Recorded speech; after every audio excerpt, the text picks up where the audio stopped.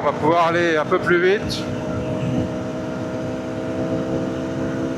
Mon casque est pas du tout aérodynamique, donc je suis en train de me tordre le cou.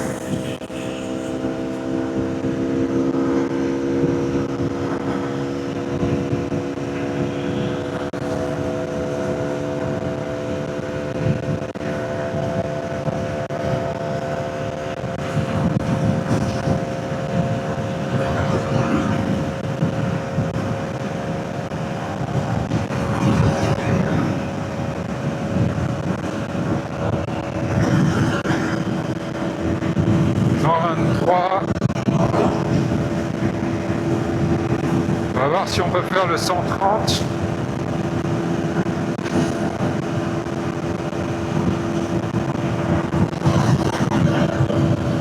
Non, j'ai pas assez de...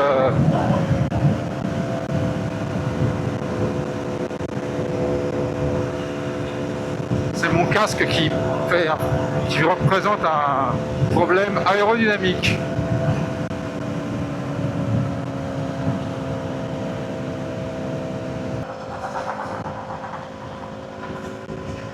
Je vais remettre sur la file de gauche.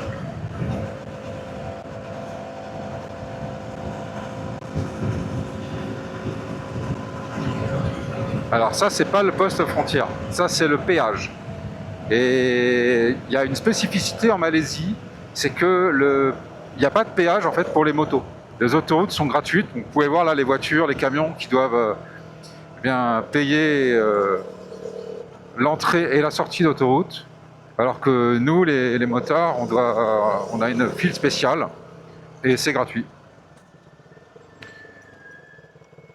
Je pense que c'est une mesure qui a été prise probablement il y a très longtemps, dans les années 80, 70-80, pour faciliter le développement du pays, pour permettre aux motards, à la main-d'œuvre, aux ouvriers, aux travailleurs de se déplacer dans la Malaisie à moindre coût pour refaire partir l'économie.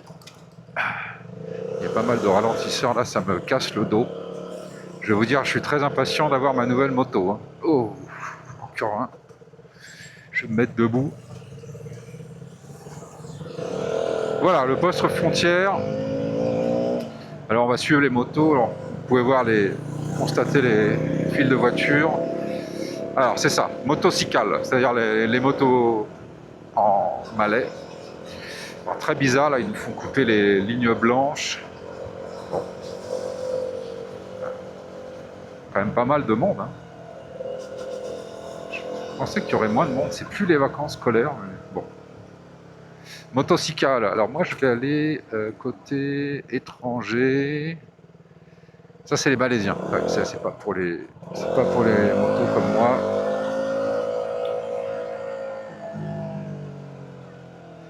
Voilà, j'arrive, je vais vous laisser, je peux pas filmer.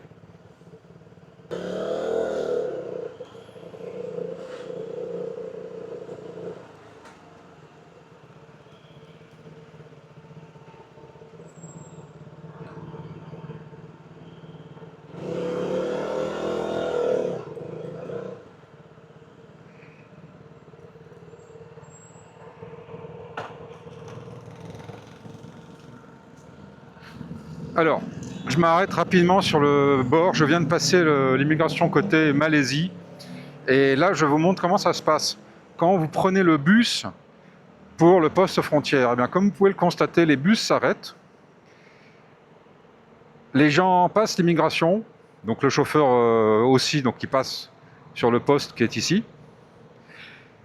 Le bus restationne après le poste frontière et les gens remontent dans le bus, quoi. Alors, bon, c'est un peu plus rapide que d'y aller en voiture, bien sûr. Hein. Vous avez pu voir la file d'attente En voiture, c'est vraiment, ça peut être des heures et des heures. Mais en bus, c'est quand même, ça peut être aussi assez long. Vous voyez là, les gens qui attendent, c'est pas. Enfin, moi, avant d'avoir une moto, en fait, j'allais pas vraiment ici parce que à chaque fois, c'est des heures et des heures de file d'attente et je suis quelqu'un de très impatient.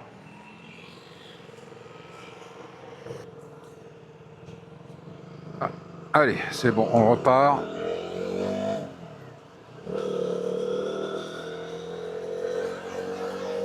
Ah, c'est bon, on a le soleil dans le dos. On peut voir à nouveau l'ombre. Coucou l'ombre.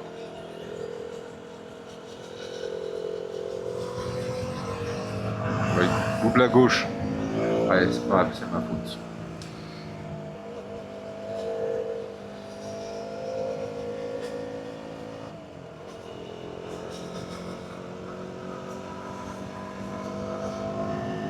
Donc voilà les bus qui reprennent la zone frontalière côté Singapour. Là on est ni à Singapour ni en Malaisie. Alors je sais pas comment ça se passe quand il y a un enfant qui naît, par exemple une femme enceinte dans une bagnole, un bus, qui accouche. Comment ça se passe? Est-ce que l'enfant est malaisien et singapourien, ou en tout cas né à Singapour, né en Malaisie, vu qu'il n'y a pas le droit du sol ici?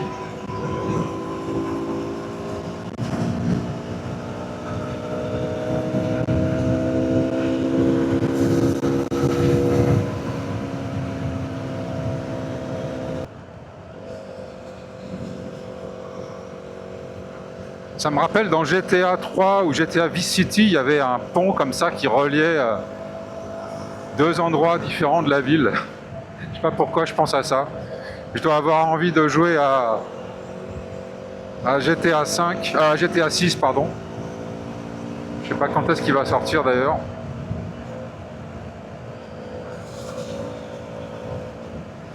Alors la file des motos, elle est sur la gauche. Ok, je vais me mettre sur la gauche. Alors c'est un peu confus là, vous voyez, ils mettent des lignes blanches, double ligne blanche, techniquement je peux pas la franchir. Et là on a encore double ligne blanche, mais bon, tout le monde l'a franchi. Et on va passer l'immigration côté Singapour. Avec cette vue magnifique sur Johor Bahru, sur la gauche.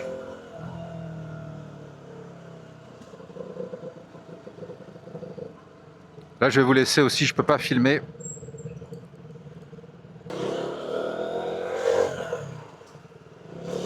C'est bon, on a passé l'immigration côté Singapour.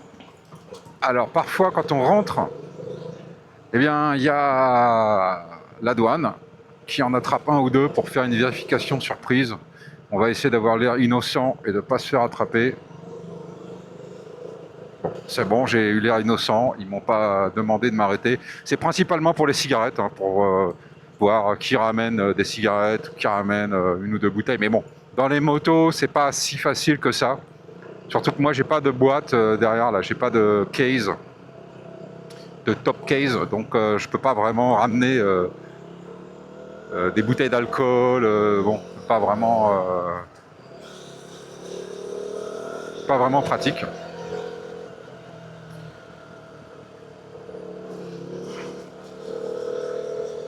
Là, je suis toujours sur une file de motos avec là, encore cette fameuse barrière là qui peut se relever en cas d'urgence pour bloquer un fraudeur éventuel. C'est bon, on est à Singapour, donc on est de retour sur l'autoroute. Alors, petite précision, j'avais oublié de le dire. Moteur de temps, ça. J'adore le bruit et l'odeur. Bon. Quand on arrive de Singapour et qu'on va en Malaisie, nous les Français, en fait, d'un point de vue immigration, hein, on peut vous y aller en moto ou en voiture, en avion. En fait, on n'a pas grand-chose à préparer, on n'a pas besoin de visa avec le passeport français, on rentre en Malaisie, on peut rester 3 mois, il n'y a pas de problème. C'est juste qu'on a besoin de remplir dans les 3 jours ou le même jour, il faut remplir une carte de débarquement, en anglais une arrival card. Donc ça on peut le faire sur internet, ça prend 2 minutes. C'est nouveau, c'est depuis le 1er juillet 2024, il n'y avait pas ça avant. Maintenant il faut faire ça, alors ils ne me l'ont pas demandé quand je suis arrivé tout à l'heure. Des fois ils me le demandent, mais si vous oubliez de le faire, c'est pas grave, vous pouvez le faire sur place. Enfin, l'officier va vous demander avez-vous rempli la carte, est-ce que je peux la voir en ligne quoi. Et si vous avez oublié, c'est pas grave, vous pouvez quand même le... Alors ils sont pas très contents parce que ça retarde, enfin, ça fait faire une file d'attente. Derrière vous, vous allez voir les files de motards qui attendent, mais c'est possible quand même de le faire. D'un point de vue moto, vous pouvez amener un véhicule, conduire un véhicule immatriculé à Singapour, vous pouvez le faire en Malaisie, il n'y a pas de problème, même si vous n'êtes pas singapourien.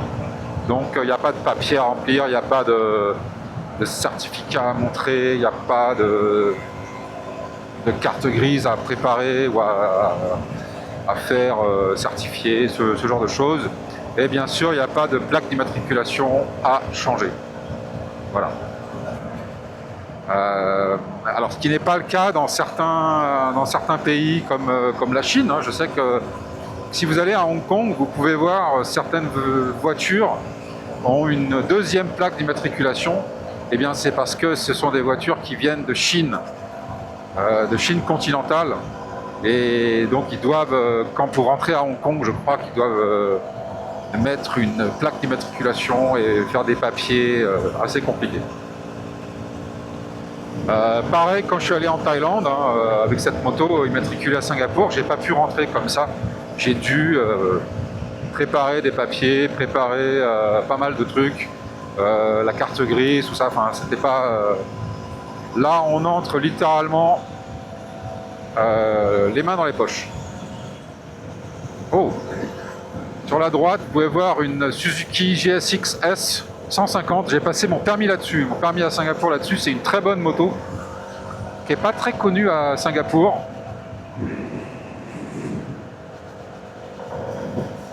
Mais qui est assez populaire en Malaisie.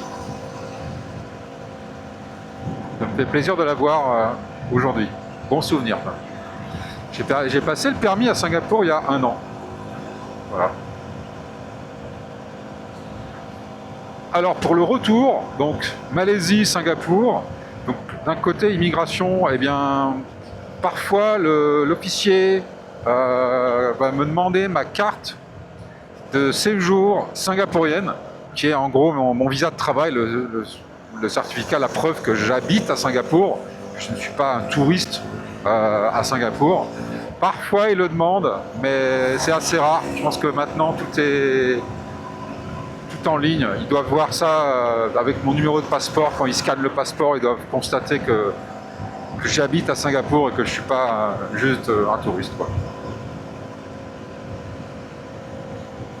Et bien sûr, pour la moto, on rentre comme ça. C'est une moto singapourienne, donc pas besoin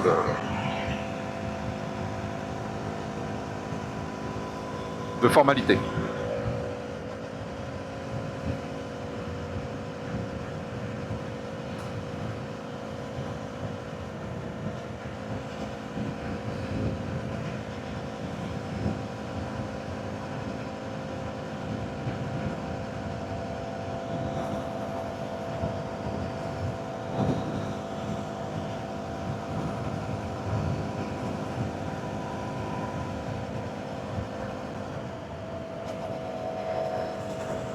Ça, c'est chose assez courante à Singapour, les ouvriers à l'arrière des camions de construction de chantier, là.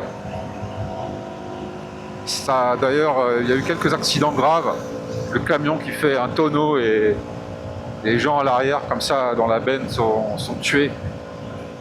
Il y a certains hommes politiques à Singapour qui essaient de faire en sorte que la loi change, mais je sais pas. C'est un truc qui m'avait vraiment choqué quand je suis arrivé. De voir ces des ouvriers entassés à l'arrière de leur camion de chantier.